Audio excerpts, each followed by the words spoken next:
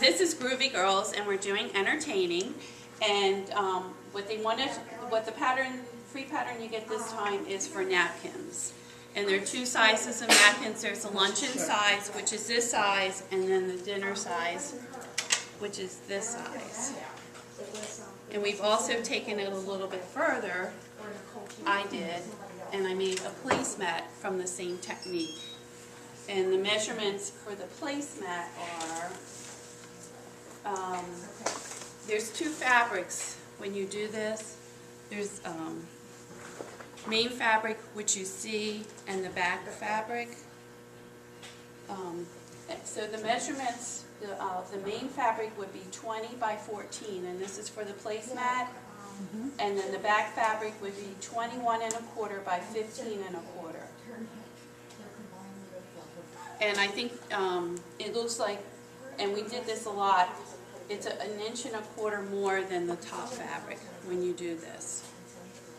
So I'll go over how you put this together. You cut your two fabrics, you put them right sides together, and as you'll notice, the back fabric is bigger than the front fabric. See the gapping there? Okay. And you sew down the side. And actually you're sewing across the crosswise right. And we'll go back because we're going to review that too. That's part of the lesson. So you sew down, and you actually do start at the ends. Don't start where the two fabrics meet. Start here and end here at the very end. Go the full length of both sides. And then after you do that, you have a piece that looks like this. And after I did this several times, I figured out the next thing is that you have to iron this in place.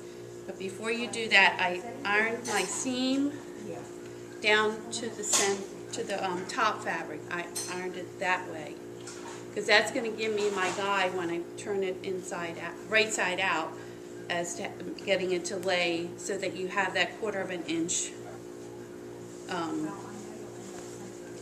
accent from the back. Is everybody following? See?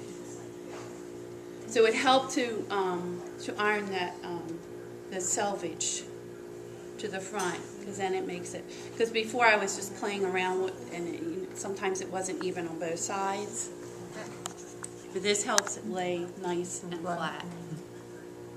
And the next step, that's what you have here. The next step is to bring up your other ends, and it tells you to fold them, iron them up like this, iron it up like this first. Then you go back and you fold in your corners, and you fold it in on itself and bring it down like that. And if you do it really well, then you get these nice corners that meet both sides. Okay, and then you take the number 10 foot, which is your edge stitch foot. Everybody familiar with the number 10 foot? You have the guide on it. And I think I moved the needle over to the left, probably 3 clicks on it, and then you stitch around the whole piece, which is what I did on these. And you get coordinating fabrics.